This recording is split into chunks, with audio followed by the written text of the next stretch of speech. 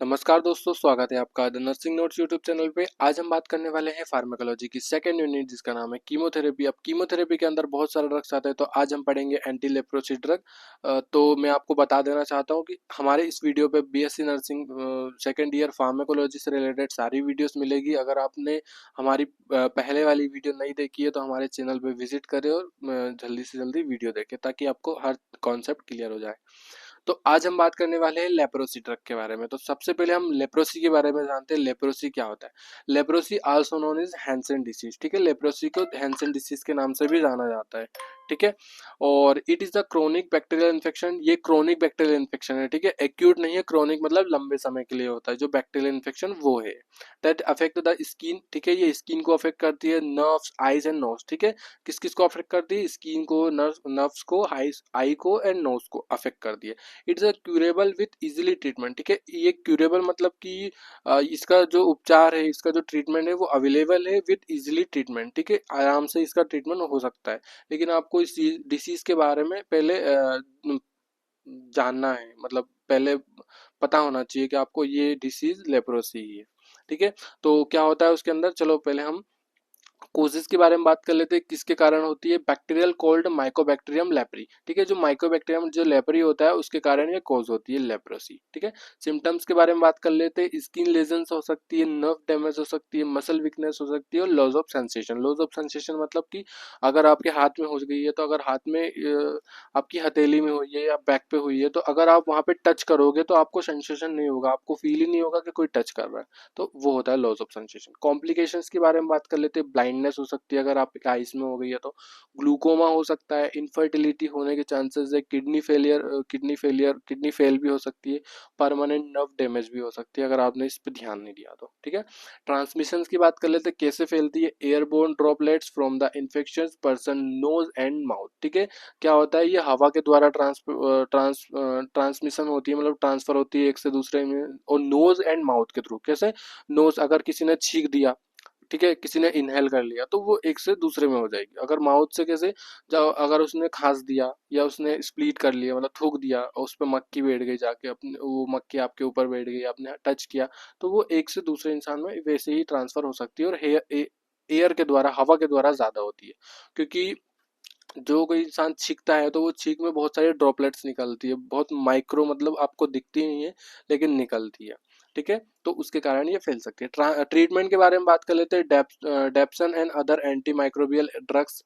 ठीक है, ट्रीटमेंट हम आगे पढ़ने वाले हैं। प्रिवेंशन के बारे में बात कर लेते हैं। Easy diagnose and treatment of infected person. ठीक है, प्रिवेंशन वैसे ही किया जा सकता है। अगर किसी इंसान को आपको दिख रहा है तो उससे दूर ही रहिए। प्रिवेंशन मतलब आपको खुद को प्रिवेंट भी करना है, उससे बचाना है। अगर आपको कोई इंसान छींक रहा है तो भाई उससे थोड़ा सा दूर हो जाओ, तो ये प्रिवेंशन हो जाता है खुद के लिए। ठीक है, एंटी लेप्रोसी ड्रग के बारे में पढ़ते चलो। ठीक है, एंटी लेप्रोसी ड्रग होता है क्या? Anti leprosy agent are a class of drug use to treat leprosy. ठीक है, एंटी लेप्रोसी जो एजेंट्स जो होते हैं वो एक ड्रग की एक क्लास है जो कि लेप्रोसी के ट्रीटमेंट में हेल्प करती है। ठीक है, एंड सर्टेन स्किन इन्फेक्शन। ठीक है, जो स्किन इन्फेक्शन को कोज करती है उसमें जो इन्फेक्शन होता है उसको ट्रीटमेंट में हेल्प करती है, सच एज डर्मेटाइटिस हर्पेटोफॉर्मिस। ठीक है, डर्मेटाइटिस हर्पेटोफॉर्मिस क्या होता है? A bumpy itchy skin rashes that is common in people with coeliac disease. ठीक है, क्या होता है? Dermatitis herpetiform bumpy itchy skin rashes हो जाती है उसके अंदर, और common that common in people with coeliac disease. ठीक है, सीलिएक डिसीज क्या होता है? एक ऐसी बीमारी जो होती है जिसमें ग्लूटेन जो होता है ना, जैसे गेहूं हो गया, जौ हो गया, राई हो गया, एक उसमें एक प्रोटीन पाया जाता है। ठीक है, अगर वो प्रोटीन खाने में आपकी प्रतिरक्षा जो प्रणाली होती है, ठीक है, आपकी जो छोटी आंत होती है, जो इंटेस्टाइन होती है, स्मॉल इंटेस्टाइन, उसको नुकसान करता है। ठीक है, अगर आपने वो प्रोटीन ज्यादा खा लिया तो वो नुकसान करेगा, जिससे क्या होगा कि जो आपके न्यूट्रिएंट्स होते हैं ना वो अच्छी तरह से एब्जॉर्ब नहीं हो पाते बॉडी के अंदर। ठीक है, अगर वो अच्छी तरह से एब्जॉर्ब नहीं होंगे तो क्या होगा कि आपको जो रोग प्रतिरोधक क्षमता होती है, जो इम्यूनिटी होती है, वो वीक हो जाती है। और जो लेप्रोसी का जो ड्रग होता है, माइकोबैक्टीरियम लेप्री जो होता है, वो आपके अंदर जल्दी इफेक्ट करेगा, मतलब वो जल्दी ग्रोथ करेगा उस बॉडी के अंदर। ठीक है, तो ये उसके लिए ट्रीट करती है। ठीक है। देन देख लेते हैं, leprosy is an infectious disease. ठीक है, लेप्रोसी क्या होता है, इन्फेक्शियस डिसीज है, caused by the bacterium Mycobacterium leprae. ठीक है, कोज किसके कारण कोज होती है, माइकोबैक्टीरियम लेप्री के कारण। That cause severe disfiguring skin sores. ठीक है, ये क्या करती है, जो बॉडी का जो फिगर होता है उसको डिसफिगर डिसफिगर कर देती है, मतलब आपके बॉडी के पूरे मेंटेनेंस को बिगाड़ देती है। स्किन सोर हो जाता है, मतलब जो स्किन के अंदर पेचेस होने लग जाती है, जो दाने टाइप होने लग जाते हैं। And nerve damage. ठीक है, साथ ही साथ नर्व डैमेज भी करती है। किसके अंदर, आर्म्स के अंदर हो जाता है, जो हमारे हाथ होते हैं, legs and skin area around the body. ठीक है, क्या होता है, जो बॉडी के जो स्किन एरिया होता है ना उसको अफेक्ट करती है, आर्म को मतलब हाथ को, पाँव को, मतलब सबको अफेक्ट करती है ये लेप्रोसी जो होती है। वो किसके कारण कॉज होती है, माइकोबैक्टीरियम लेप्री के कारण। और ये मैं आपको देना चाहता हूँ, ये जो डिसीज है वो इंडिया में बहुत कम पाई जाती है, पहले पाई जाती थी, तो अभी तो उसका नामो निशान मिट गया, ये बाहर पाई जाती है ज़्यादातर।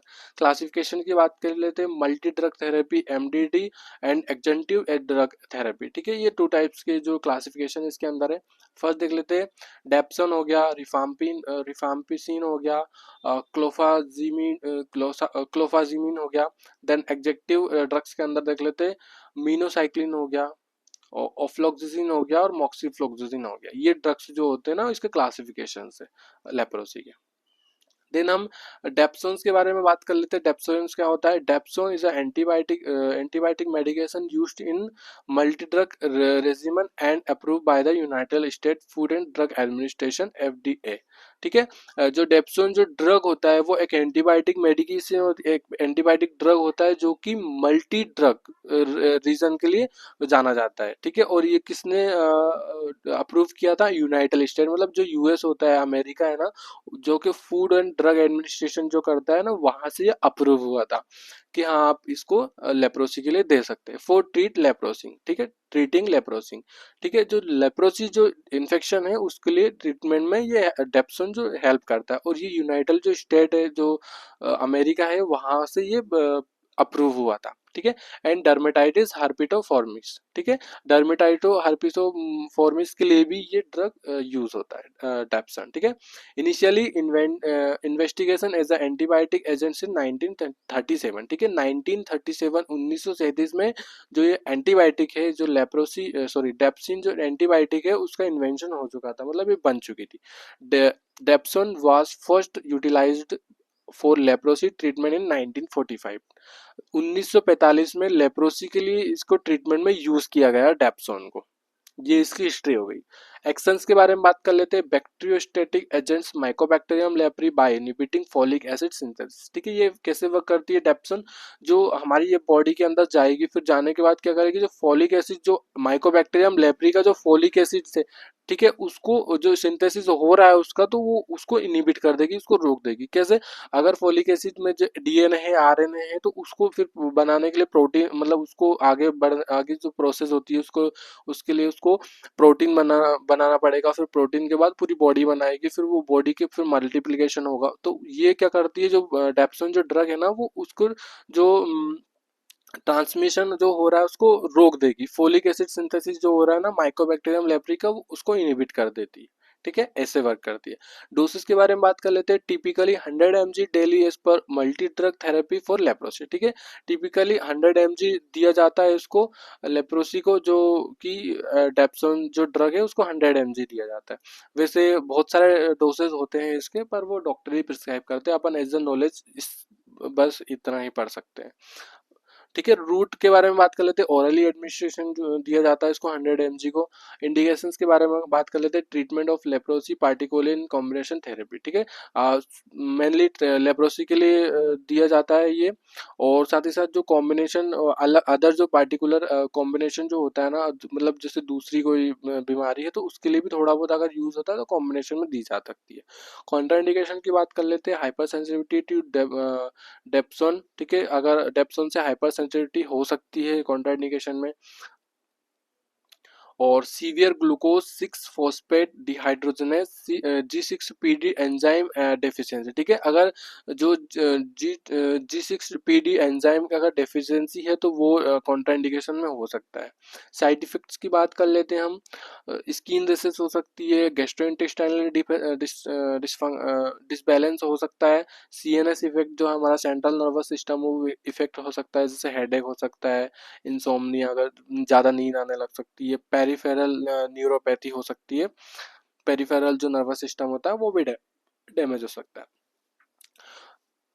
नर्सिंग मैनेजमेंट की बात कर लेते हैं। Administration the drug as prescribe. ठीक है, जो डॉक्टर ने प्रिस्क्राइब किया, जो मेडिकेशन जो ड्रग प्रिस्क्राइब किया उसको एडमिनिस्ट्रेशन करना है, नर्सिंग मैनेजमेंट के अंदर आएगा। एडमिनिस्ट्रेशन कैसे, मतलब उसको देना है, टाइम पे दवाई खिलानी है, वाइटल साइंस रेगुलरली, जो वाइटल साइंस होते हैं उसके बीपी वगैरह सब कुछ लेना है।